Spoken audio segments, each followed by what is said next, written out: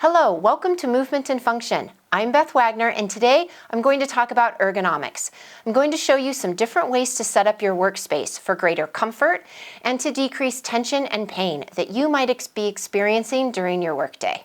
These ergonomic adjustments could be applied to a traditional workspace in an office setting or to a home office.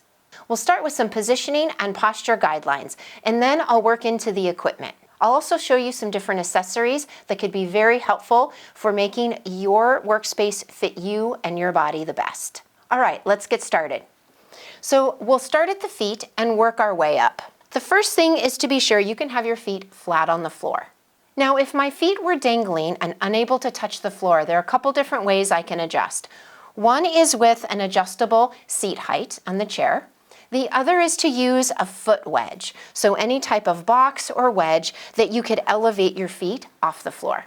Now on the flip side, if your knees are up in the air and there's space between the base of your thighs and the front of the chair, then you'll want to elevate your chair. Now if you have an adjustable seat height chair, that's fairly easy. If you don't have an adjustable seat height in your chair, then the best thing would be to look for a chair that you can make that adjustment.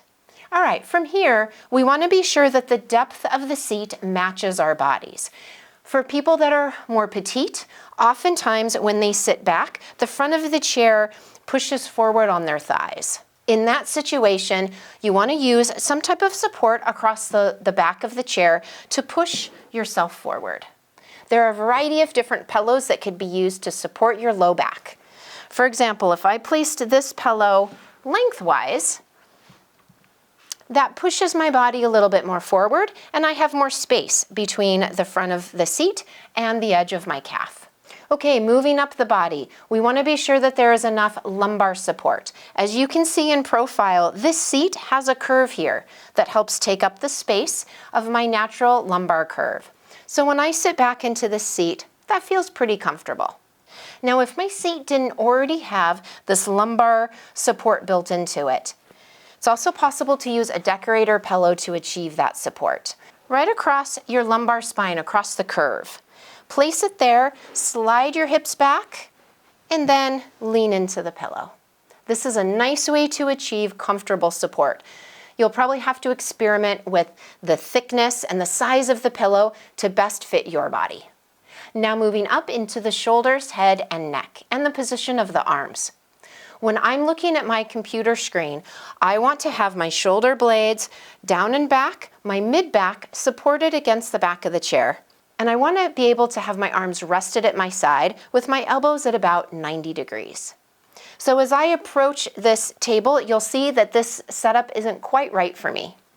So sitting with tall posture, when I look at the screen, my eyes should be at about the top third of the screen.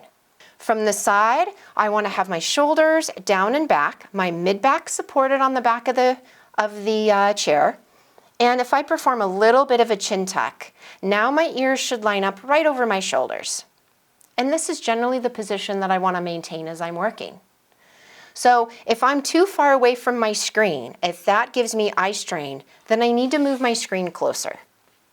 Now, there are other things that you might need to take into consideration, such as vision correction, font size on your screen, and all of that. Those things are beyond the scope of this video, but I want to show you the basic setup necessary for success. My eyes line up with the top third of the screen, and this is a comfortable distance for me. Now at this point, for me to use the keyboard, I have to have my arms reached forward, and there are some sharp edges that hit my arms. This is not going to work for any length of time, obviously. So there we have a couple of different options. What I recommend is using a remote keyboard, a wireless keyboard. So right here I have the separate keyboard. Now initially, if I put it here, that's not too bad. I would need to scoot my chair back a little bit though. Here I could make it work, but I have to look farther to see my screen now, and that's not very comfortable for my eyes. Also, I have no support for my arms to use the keyboard here, and I would have to reach forward to use the mouse. So additionally, what I recommend is a mobile stand for your mouse and your keyboard. I'll show you what that would look like. So right behind me here, I have the stand I'll go ahead and put this pillow right here in the back again. All right, so here we have the rolling stand. If I bring this over in front, now with it in front of my body, I've already adjusted the height for this to work for me. Now my elbows are at about 90 degrees and my hands can rest comfortably on this table. So this is a good height for me. It also fits underneath this table. With my mouse here and my keyboard here, now I can slide the rolling table underneath my desk and scoot forward. Okay, with a little bit of finagling here, I can set everything up to be a good distance and at the right height. So now I can pull the laptop toward the front edge of my table. I'm looking at the top third of the laptop. I have my mouse right here at a comfortable distance, and I have my keyboard right here, also at a comfortable distance. I can move it back a little bit if I want a little bit more wrist support. And my mouse is right alongside the keyboard.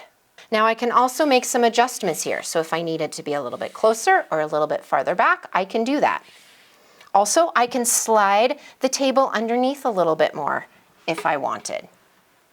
So whether you're using a laptop or a desktop, the rolling table is a fantastic accessory to adjust the height and the distance of your equipment.